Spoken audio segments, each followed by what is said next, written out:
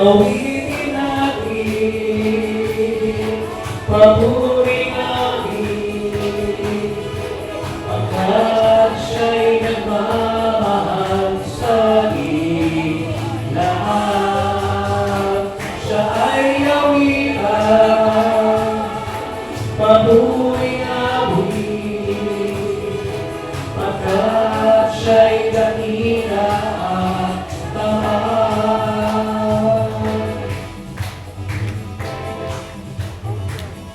Itong lahat.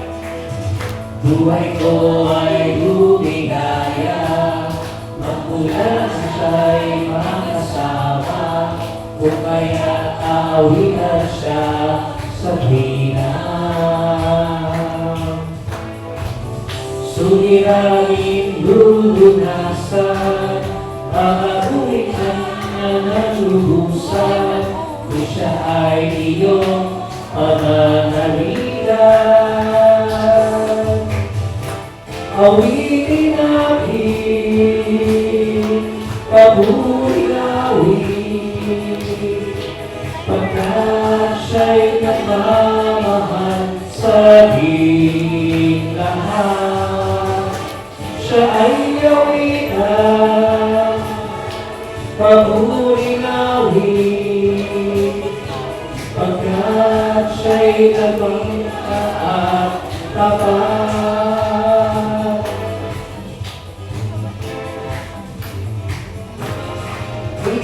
Awitin natin, paburing awit, pagkat siya'y nagmamahal sa ating lahat. Siya ay awitan, paburing awit, pagkat siya'y dakila at tapat. Awitin natin, paburing awit, pagkat siya'y nagmamahal sa ating lahat. Siya ay awitan, paburing awit, pagkat siya'y dakila at tapat.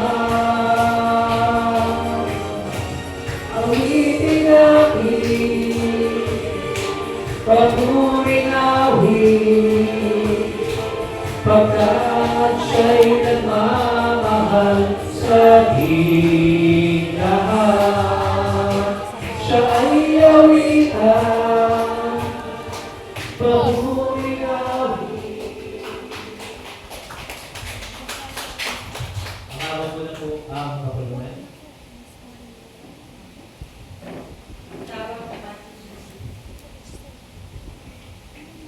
Sa bawat pagpapasya ng ating dalawa, lagi tayong umaasa sa pag-alalay ng Diyos sa atin upang hindi tayo magkamali. Subalit madalas, pinalilimutan natin hingin ang kanyang babae sa ating buhay. At hindi tayo nakikinig sa Kanya, lalo tigit sa Kanyang mga payo. Kaya naman nagkakamali tayo sa pagpapasya. Kaya pa man sa kabila ng ating mga maling hakbang sa buhay, ang Diyos ay nananatiling mapagpatawad at mabago. Lumapit tayo ngayon sa Panginoon, ibukas ang ating sarili sa Kanya. Gawin natin ngayon ang ilang sandali ng katahimikan para sa pagsariling pananalangin at pananalisan. Magkaroon tayo ng ilang sandali na matahimik na pananalangin at ihayag ang ating mga nangong pagkukunan dapat sa Diyos sa ating tao.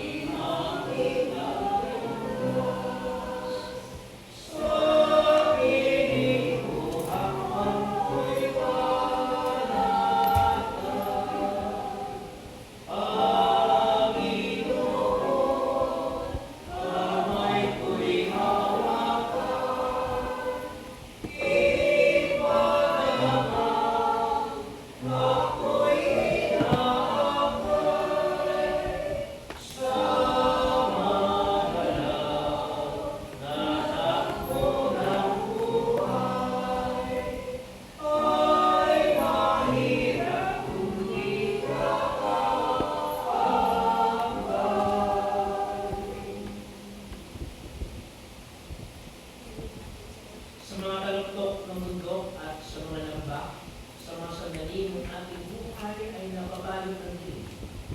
Gayon din, sa mga oras na sumasalamin tayo sa liwanag ni Kristo, ang Diyos ay kasama natin. Napapakayan na tayo ay kanyang mga minamahal. Ngayon at dito at sa bawat sandali. Naway masilayan natin ang biyaya ng Diyos.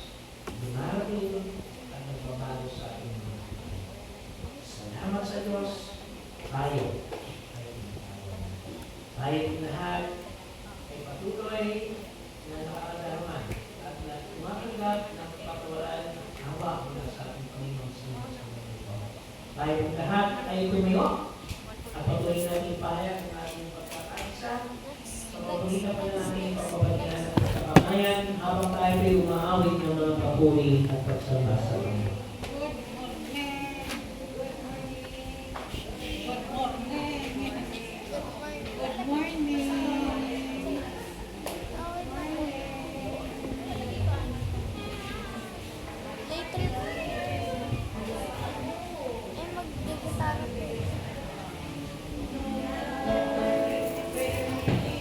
Open the eyes, go. Good morning.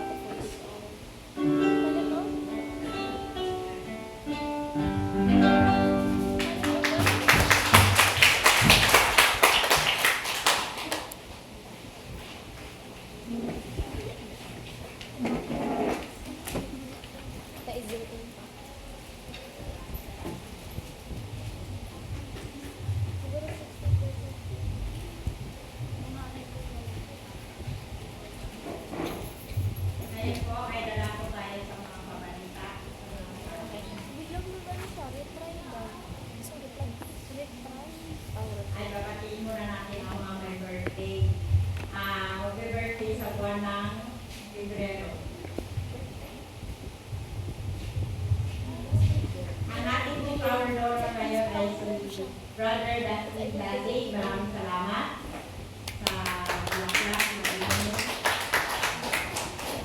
Ang mag-birthday sa buwan ng Pebrero at dating ay si February 5, Winnie Minero. February 10, Lotte Angel. Sister Lydia Garcia. February 11, Sister Ramos. February 17, Armando Perez. February 20, Charles Ignacio. And February 27, Dolores Ruiz. At ito silang awitan ng birthday sa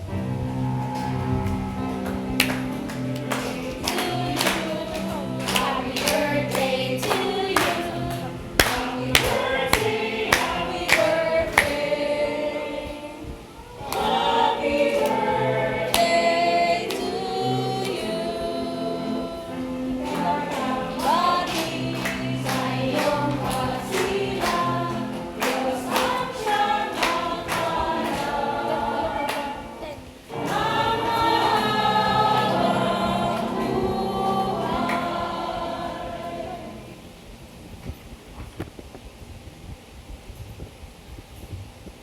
Patuloy pa rin po ang ating Midfield and Bible Study. Pag kumanta si Papa. Andito yung While practice in Sabado 4 p.m. at Linggo. Ang children sa Adult Sunday School patuloy pa rin kailangan Linggo 9 p.m.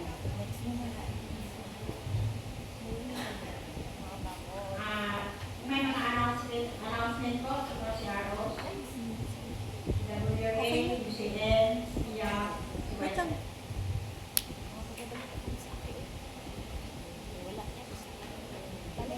Next. Ayun. Balik. Meron. Ayun na.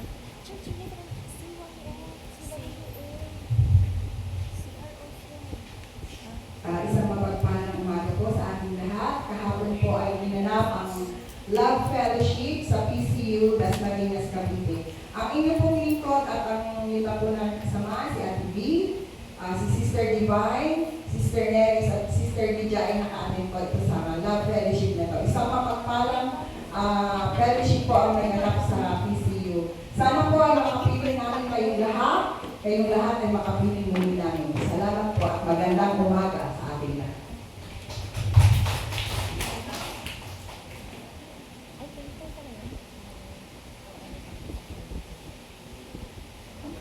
At karagdagan lang po, makakaroon ng General Assembly ang kababaihan sa UCCPK Hero sa March 21. Sino ang dadalo dito? President, Vice President, Secretary, Treasurer, at yung limang officer, yun ang kailangan dumalo sa General Assembly sa UCCPK Hero sa March 21. At ito po ang pagkakaroon nilang election.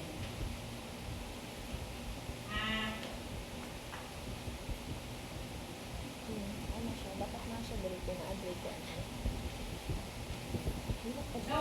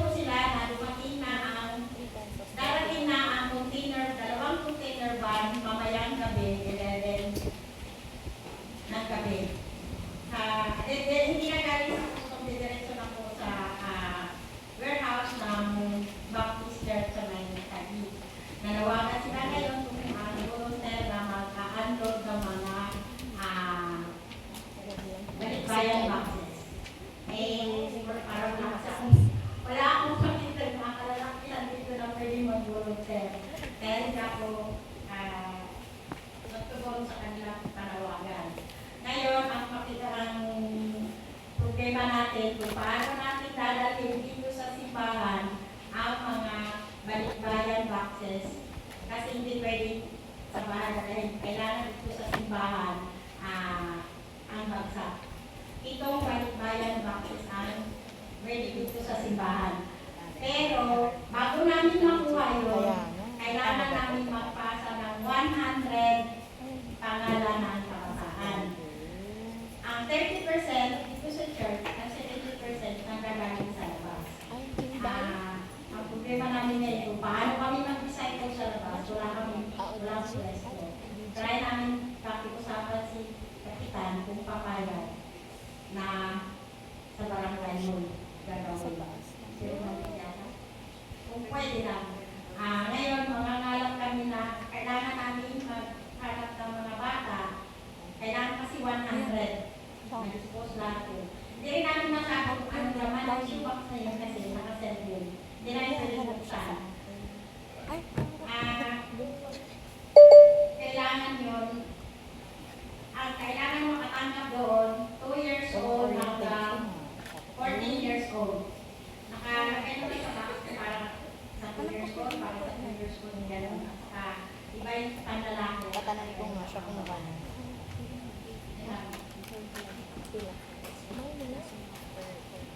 Mahal yan, mas mahal pa cellphone. Nag-cellphone ko lang late niya. Yung paabot ako ng cellphone ko. Wait lang ba? Ako ginising Magdagdagan na lang po doon sa sinabi ni Venus, yung pong listahan ng mga bata, 100, patiin na lang natin, no? So, yung 50 or 50, ito na lang sa church vicinity natin. Then the other 50, doon sa may community na lalaki na Elder Becca, sa akin Elder sa may Katima. No? Mas maraming bata po doon. So, para lahat sila mabigyan natin ng shoebox.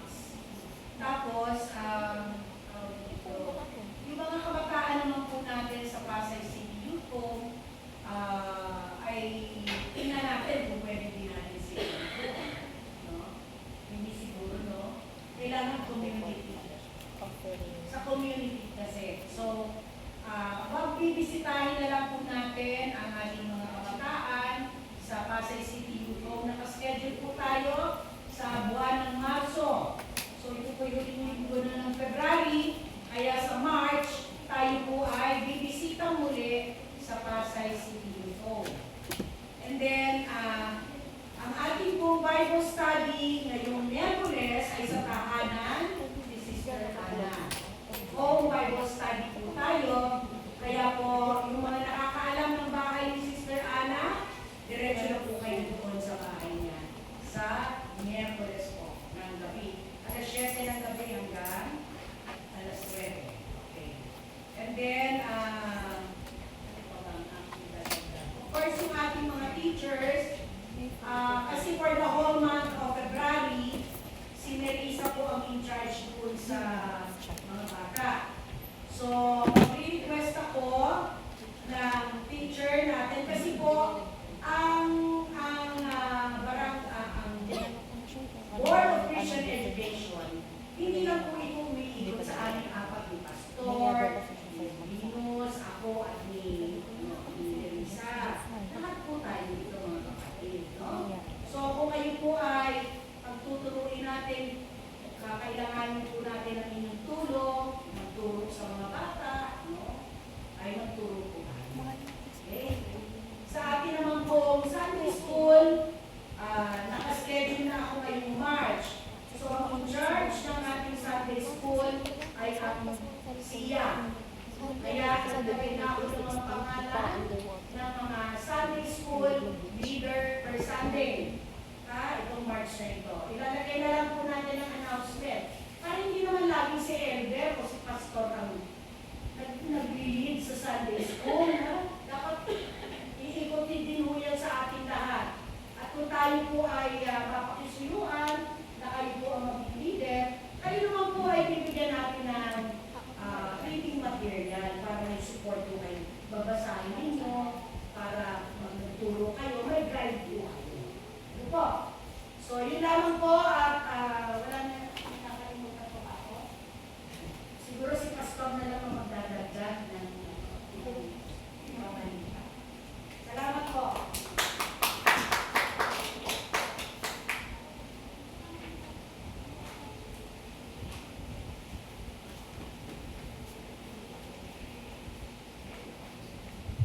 Morning. Good morning. So, para po sa council updates, last Thursday, we were able to visit and Malala Church as our resident for our upcoming anniversary concert.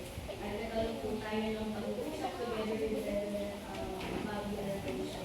So, may mga changes po regarding sa ating anniversary, kaya in behalf of our anniversary chairperson, mamaya po magkakaroon tayo ng handle kasi importante po yung mga pagdidesisyon natin regarding sa ating anniversary. Medyo nagpasabi rin siya ng pasensya kasi galing pa po siya ng lugar, kaya wala pa po siya ngayon pero gawin na siya. And secondly, papalad po tayo dahil nagkaroon po tayo ng chance na mag-isip ang ating Elder Alice Acosta at Elder Tony Acosta after ng meeting sa ating sa NMO. So, nagkaroon din po ng pag-uusap regarding our land title concerns. So, ang update po dito, ang ating deed of donation ay for review pan ng lawyer kasi titignan pa po yung pinaka-content nito at may mga suggestion and queries ang ating donor ng land title kasi ang nakausap po natin ay yung kanilang isa sa kanilang mga anak, si Sister Ali. So, standby po ang council kasi anytime we will have a special meeting for this. And in addition to that, salamat po sa ating Financial Secretary and Board of Equals for preparing the reports at ilagay po sa ating bulletin. So, para po makita ng ating mga members kung ano po ang pinaka-financial status ng ating simbahan. Kaya po, dahil with that, we will have the love campaign, love offering, mamaya sa ating offering part. Kung napapansin po ninyo, meron siyang brown envelope. So, nag-announce na din po tayo last Sunday pati sa ating workshop. So, lastly, ang ating mga reports for the CROs and BODs, boards, sorry, not only for the BODs but for the boards. So, pakisabay na lang po sa akin mamaya. I've been following this up since December. Thank you po kayo sa CTN kasi sila po ang unang nag-submit. So, alam naman na po ni Tita guys kung gaano ka-crucial itong mga report na to, kaya kami nangulit. Kasi po, we need to submit this before the annual session at para po makita natin yung ng ating conference minister ang status ng ating simbahan. Kaya po, please, after the service, submit the report. If you don't have the hard copy, submit it to me. Kahit po so copy or to video. Salamat po.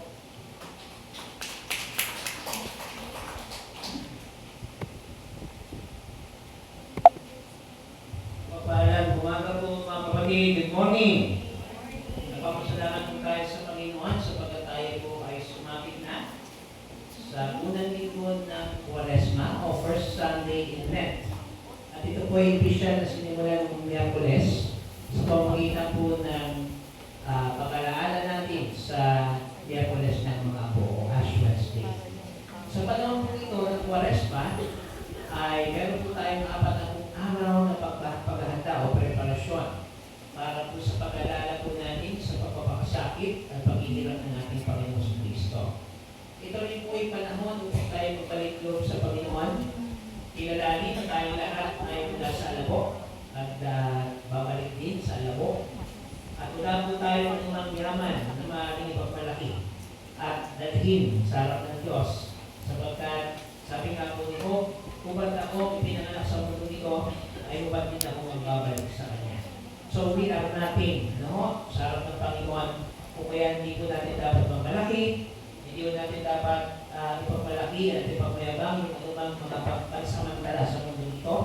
At pagpos, gamitin po natin ang buhay nito sa pagpapanauli ng mga nasirang relasyon, sa pamamagitan ng pagpapatawad sa mga nakasala sa atin, nagsumika po na ituwid ang ating mga nagawang pagkakamali sa harap ng Diyos at sa harap ng ating kapwa. At ito rin po ay paghanda para po sa mahal na araw. No? Papatak po ang ating Holy Week ng first week of April. No? Pagkaman matagal-tagal pa naman po. Ang panahon po ng Kwaresma ay preparasyon o paghanda upang ating pumigyan ng daan ang naging pagpapakasama na natin Panginoong Jesus para sa ating mga buhay. Kung kaya ang tema po ng ating Sunday School lessons ay nakaugnay sa panahon po ng Kwaresma, no? Lenten season. So patuloy natin sa panalangin na nawa po yung maging mabunga ang ating mga pag-aaral, sama-sama pag-aaral, at nawa po ito ay makapagdulot ng karagdagang kanaman sa atin, hindi lamang po sa isipan, kundi lamang tingin sa ating mga puso. No? So pagpalaya po tayo ng Panginoon. Ito din po ay kaugnay ng ating mga gawain mamaya. Mamaya po alas 2:30 ng hapon ay meron pong invitasyon ng ating kapatid na Jocelyn. Hindi pala siya nagsimba lang sa ating Jocelyn. Para po sa birthday service ng kanyang busong anak. So 2:30 po ito, dito sa may Malugay, sa may Makati. And kung sino po available ay magkita-kita po tayo doon. And ang ating naman po siya, supposedly, ay meron pong grand fellowship mamaya alas 3 ng hapon naman sa UCCB Caridad. Hindi ko lang alam kung may signify po. Bawi na lang po kayo sa susunod na gawain ng siya. Please mga kapatid.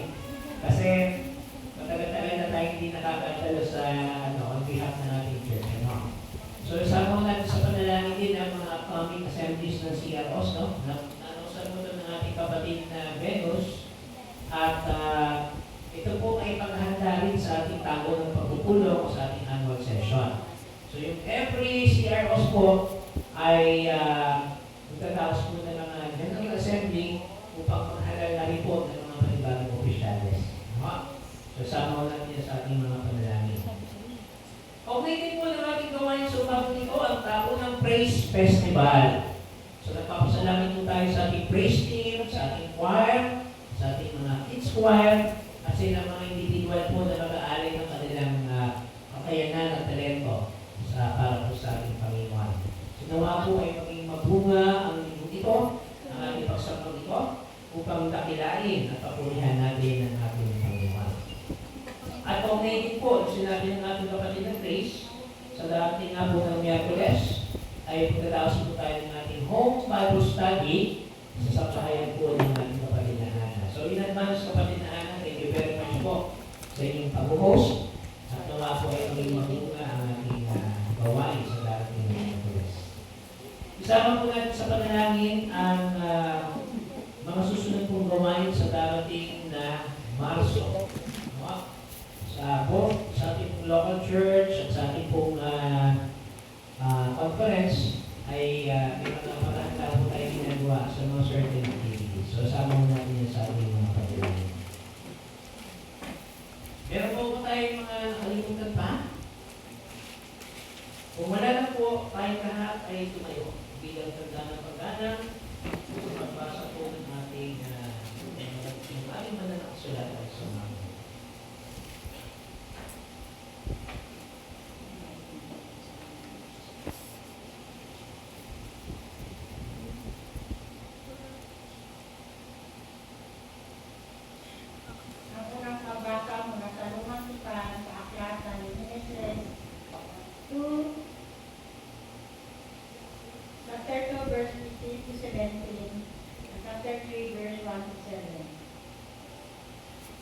Sinatirahan ng Panginoong Diyos sa halamanan ng Eden ang taong nilikha niya para mag-alaga nito.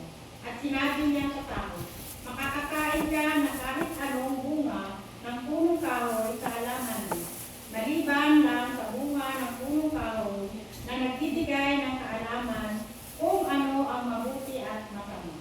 Sapagkat sa oras na kainin mo ito, tiyak na mamamatay ka. Sa lahat ng hayop na nilikha ng Panginoon minsan tinanong ng ahas ang babae, totoo bang pinagbawalan kayo ng Diyos na kumain ng bunga ng alinmang puno sa halamanan? Sumagot ang babae, makakain namin ang kahit anong bunga ng puno rito sa halamanan. Maliban lang sa bunga ng puno na nasa gitna ng halamanan, sapagkat sinabi ng Diyos na hindi kami dapat kumain o humito man lang ng bunga ng punong iyon. Kapag ginawa namin yun, mamamatay kami. Pero sinabi ng ahas, hindi totoong mamamatay kayo. Sinabi yan ng Diyos dahil alam niya na kapag kumain kayo ng bungang iyon, mabubuksan ang mga isip ninyo. At magiging katulad niya kayo na nakakaalam kung ano ang mabuti at masama. Nang pinagmasdan ng babae ang puno, napakaganda nito tingnan at ang bunga ay parang masarap sa inis. At dahil sa pagnanais niya, maging marunong pumitas siya ng bunga at kumain ito. Binigyan din niya ang kanyang asawa na kasama niya at kinain din ito. Pagkatapos nila kumain, nalaman nila kung ano ang mabuti at ang masama. At napansin nila na hubad na pala sila. Kaya pinagtagni-tagni nila ang mga dahon ng puno ng Diyos para ipatakip sa kanilang katawan. Ang salita ng Diyos. Salamat sa Panginoon. Ang sagutang pagbasa ay mula sa aklat ng Awit 6. Mapalad ang isang tao na ang mga pagsuway at mga kasalanan ay tinatawad at pinalimutan ng Panginoon. Mapalad ang tao na ang kasalanan ay hindi binibintang sa kanya Panginoon at walang pandaraya sa kanyang puso. Hindi ko pa pinapagpapaan ang aking mga kasalanan. Buong araw ako'y nalulumo at nanghihina ang aking katawan. Kaya manalangin sana ang lahat ng matapat sa inyo habang may panahon pa. Kung dumating man ang pighatian na parang baha, hindi sila mapapahaan. Ngunit sa wakas, ipinagtatapat ko ang aking mga kasalanan sa inyo. Hindi ko na ito itatago pa. Sinabi ko nga sa sarili ko, ipagtatapat ko na ang aking mga kasalanan sa Panginoon at pinatawad niyo ako.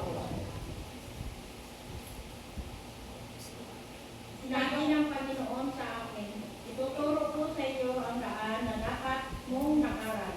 Papayungan kita habang binabantayan. Huwag kang tumulat sa kabayo o mula na walang pag-unawa na kailangan pang rinahan upang makasunod. Mahirap ang mararanasan ng taong masama, ngunit mamahalin ng Panginoon ang Panginoon ng tiwala. Kayong mga matuwid, magalak kayo at magsaya sa Panginoon. Kayong mga namumuhay ng tama, sumigaw kayo sa gala. Ang salita ng Diyos, rin ang Panginoon. Makakaupo na po ang pagkakitaan.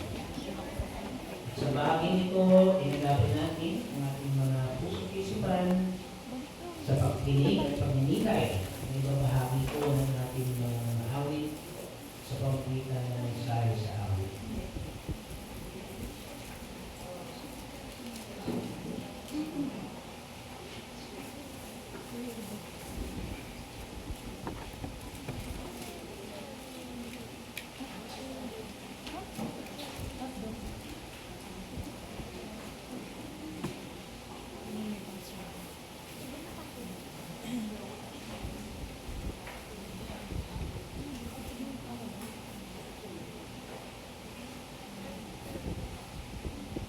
Asawa naman.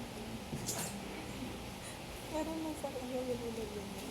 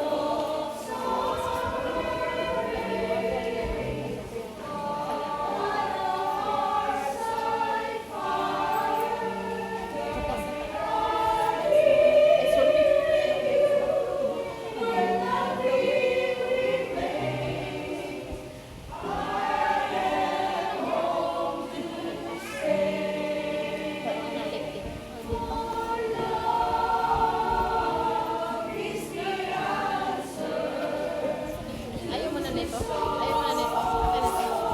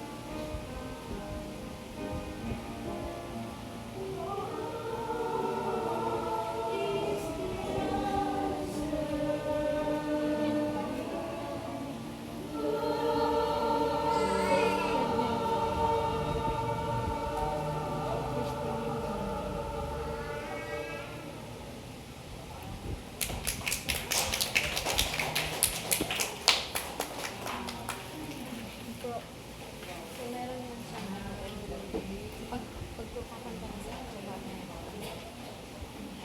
human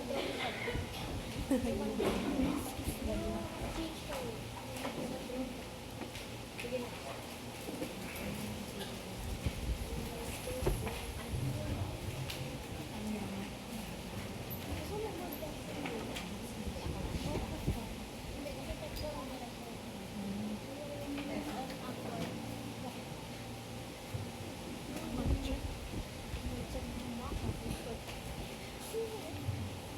This is for actor.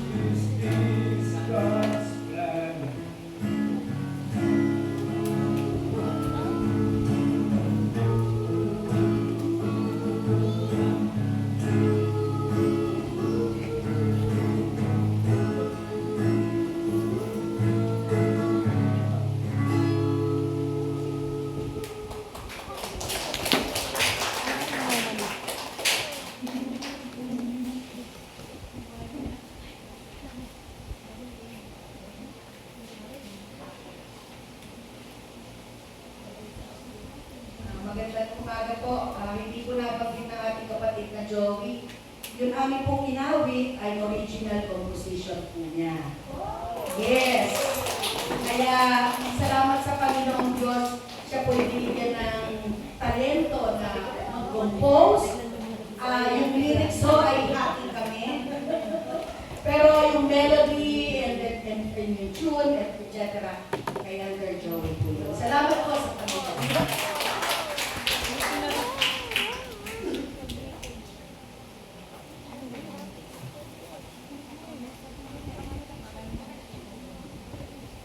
May isang album na po siya ng composition actually. Yung aming mga awitin no, sa susunod naman ay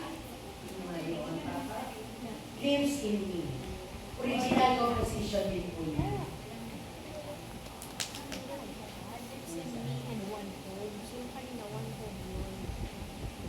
Pasensya na po at may technical na lang. Lives in Me.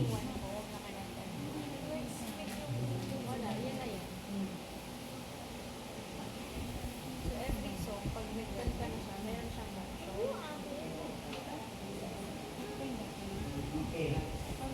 Commercial po muna. Ayan.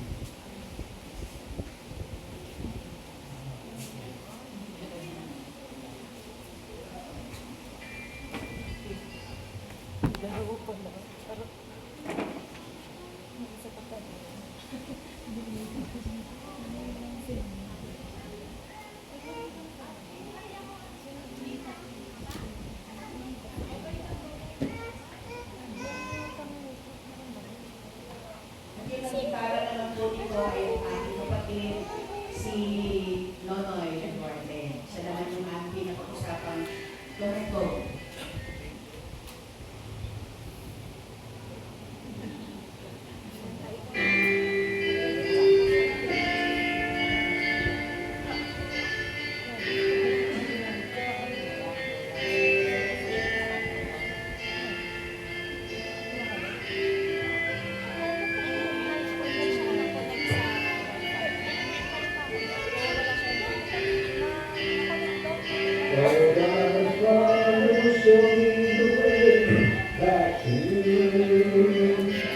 My sister, please, easy and won't let me through. Losing awareness, my body goes around. When I was saving me was Jesus Christ. You never leave me alone, casting the storms all alone. Wiping the tears from my eyes, my Savior is truly alive.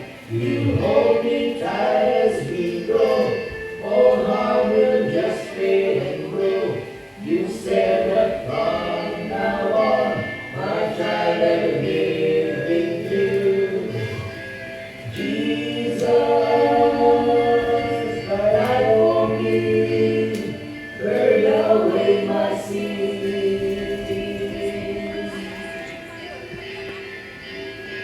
Then the season and he rose to life, and now he lives in me.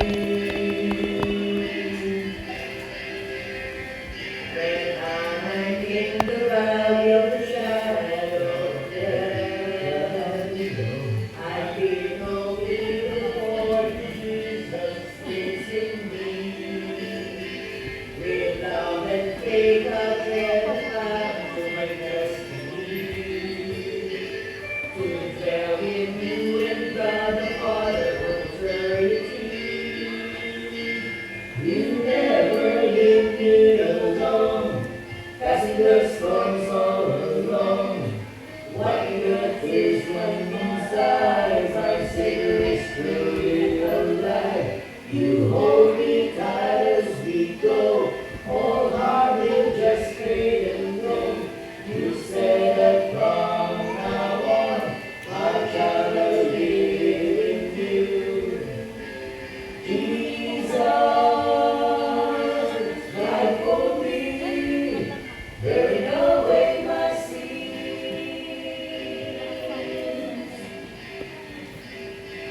Jealousy's when he rose to life, and now he lives in me.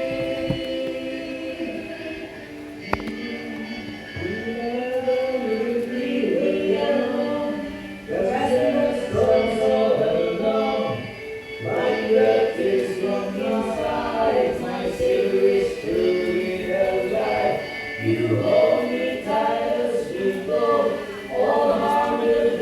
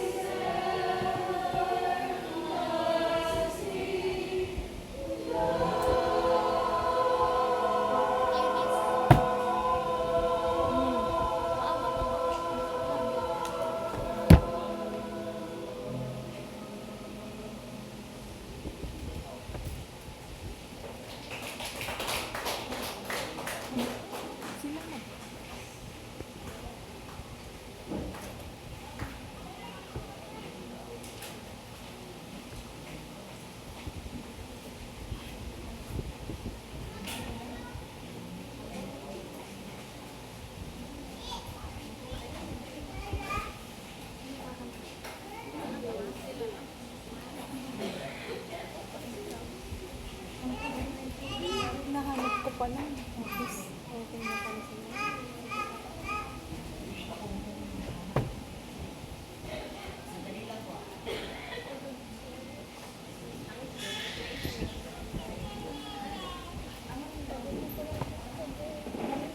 Sa phone ko. Hindi ba ako gumagalaw?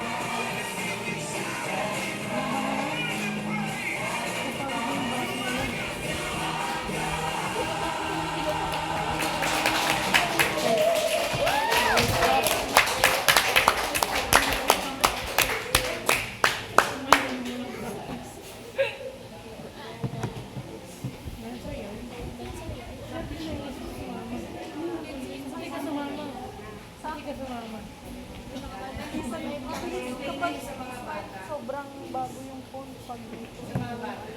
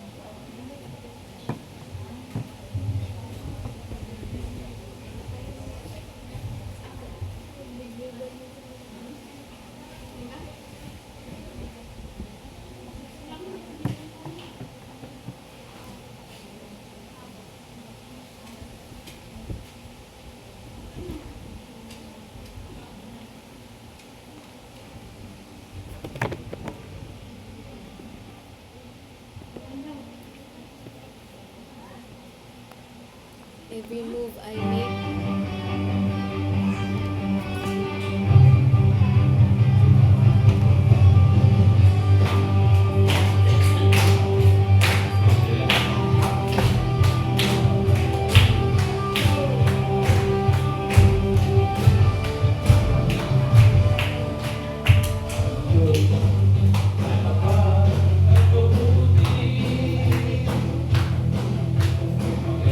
Ibigay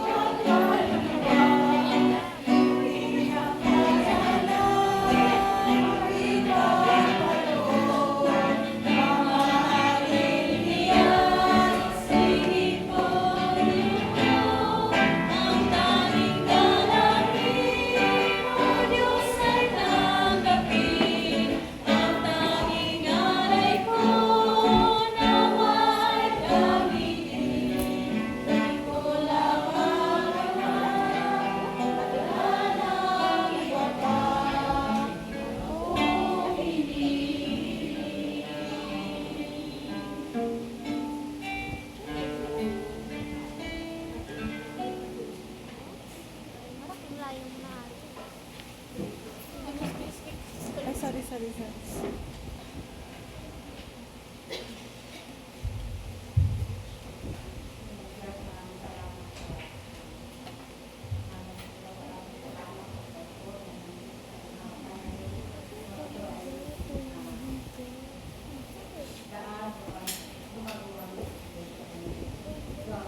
Bigyan ka paganda ng exam.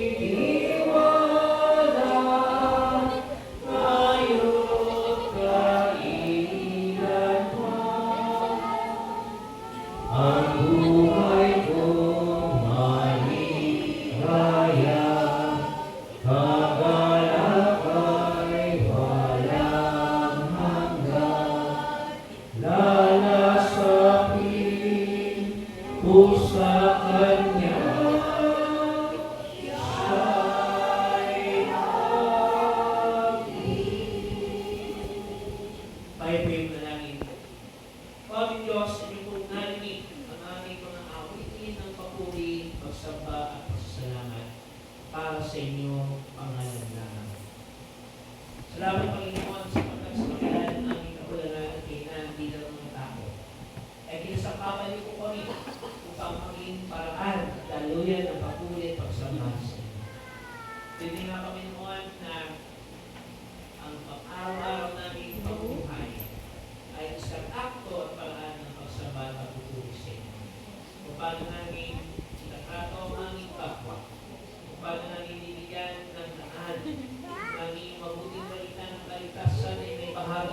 magpapatuloy sa inyo.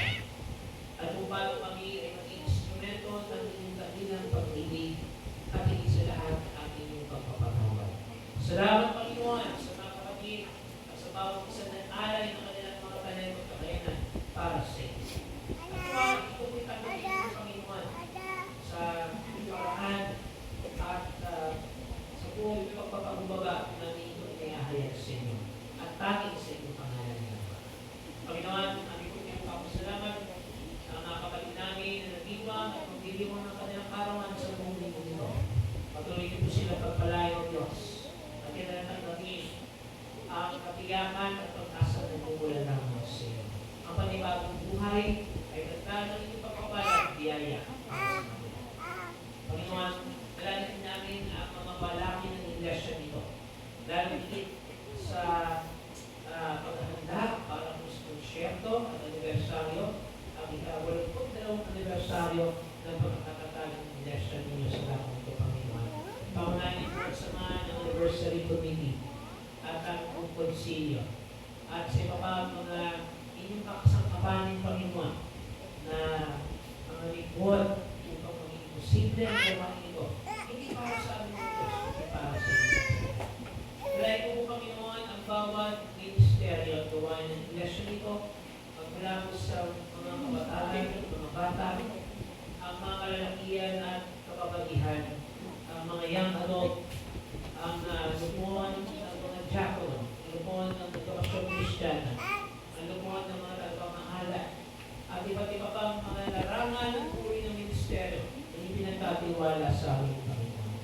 At hindi dalangin ang panahon nito ng Kwaresma, kung saan ay isang panahon ng pagpapaligaw sa inyo, ng pagninilay, ng pagsusuri sa aming mga sarili. At kung paano kami, Panginoon, ay buong kapakumbaba ang paglilingkod sa inyo at buong kapakumbaba ang haharap sa inyo maging sa aming kapwa.